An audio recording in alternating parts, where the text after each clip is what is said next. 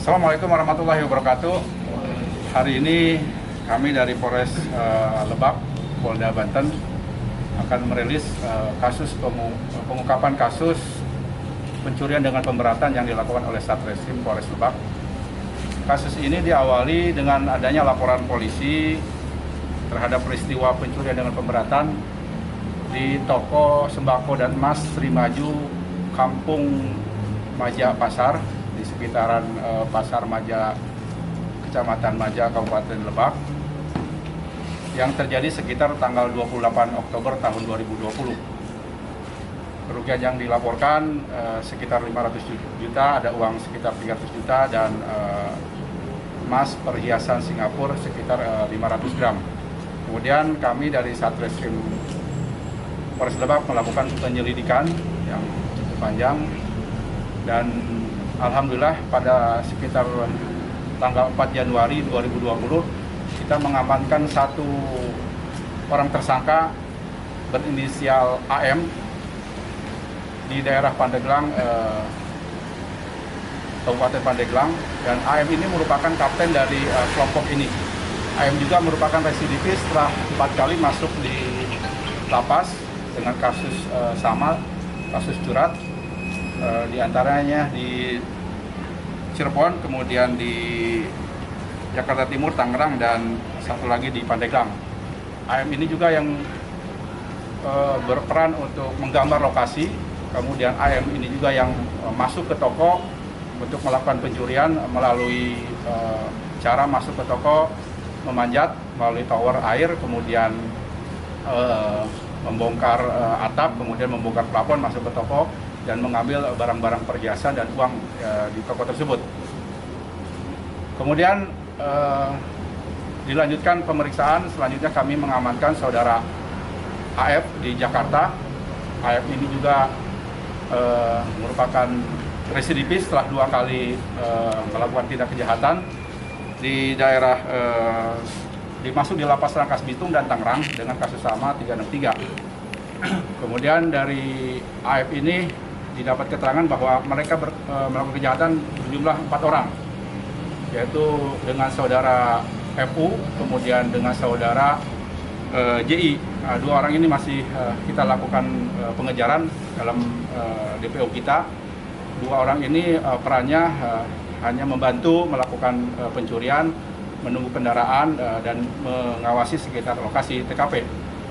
Kemudian dilakukan pengembangan bahwa hasil pengembangan emas ini, ketika kita menangkap AM itu didapatkan barang bukti yang ada padanya, yaitu emas-emas yang seperti rekan-rekan ketahui yang belum dilebur, ada sekitar 49 potong, ada cincin, ada kalung, ada gelang. Ini sekitar beratnya kalau kita timbang sekitar 100 gram.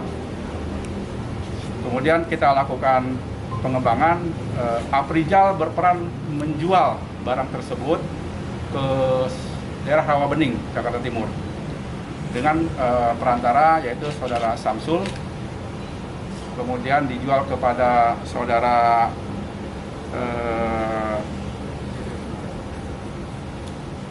KH ini membeli yang sudah berbentuk lempengan, yang sudah dilebur.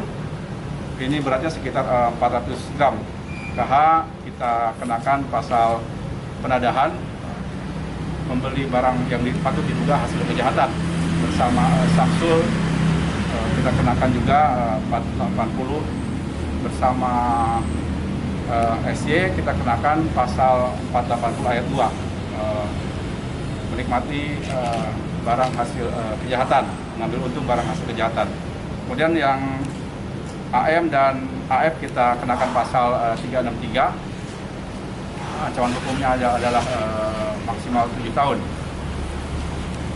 Barang bukti selain dari emas yang kita amankan adalah satu motor diduga hasil membeli dari hasil kejahatan.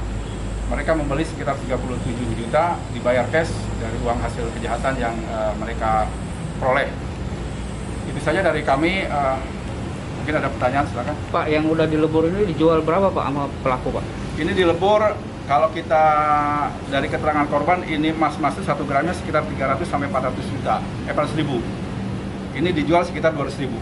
Jadi memang di bawah standar dan dileburnya oleh KH di tempat di tokonya. Jadi yang bersangkutan tidak mau menerima barang berbentuk masih emas, tapi hanya ingin menerima berbentuk yang sudah dilebur, tapi dileburnya oleh yang bersangkutan di tokonya. Kemudian dilakukan penimbangan.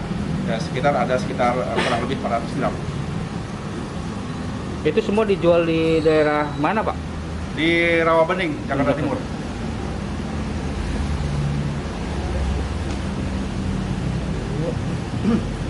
Oke, kita ini kan. Mundur.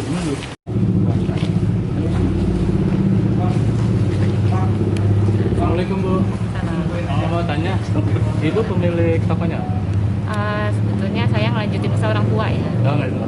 Jadi ibu almarhum tahun kemarin, terus saya lanjutin usaha ibu. Ceritain kronologis pas Ibu sampai tahu bahwa tokonya dibobol maling. Jam 6 tanggal 28 itu buka toko biasa. Nah, habis itu buka toko, nggak ada yang aneh dari depan ya, gemboknya masih sama. Saat buka itu yang saya laluin pasti kan etalase, etalasenya udah kosong keadaannya. Terus ada papan yang tadi itu yang warna biru ada di bawah. Terus saya cek laci ya, yang biasa saya taruh uang itu juga udah didobrak gitu. Jadi ya, terus saya dari mana nih? Karena dari depan kan nggak ada kerusakan. Ternyata saya ke atas, naik kan ada 2 lantai ya. Ternyata ada yang bolong plafonnya itu. Saya ya duga aja ya mungkin dari situ dia. Pas Ibu tahu langsung meriksa etalase, Pak? Etalase ya kosong, udah saya langsung periksa laci. Kerugian pada saat itu, kerugian kasarnya menurut perhitungan Ibu berapa, Pak? Yang sesuai dilaporin ya. Berapa ya? 500 ya, kurang lebih 500 juta ya, dia kurang lebih itu. Apa bentuk uang semua atau sama emas? Cashnya 300. Uang cashnya 300 sama emasnya ya kalau diuangin gitu kurang lebih sekitar 200 juta. Terus kapan Ibu melapor ke pihak polisian? hari itu ya. Hari itu beberapa jam kemudian langsung ya. Ke Polsek Maja atau ke Polres? Polsek Maja dulu ya, kebetulan yang ngelaporin kak adik saya. Gitu. Oke, makasih Bu. Ya. Bu, nama Bu? Nama Nia Husnia. Nia ya? Iya. Oh, berarti di Pasar Maja Bu ya? Betul.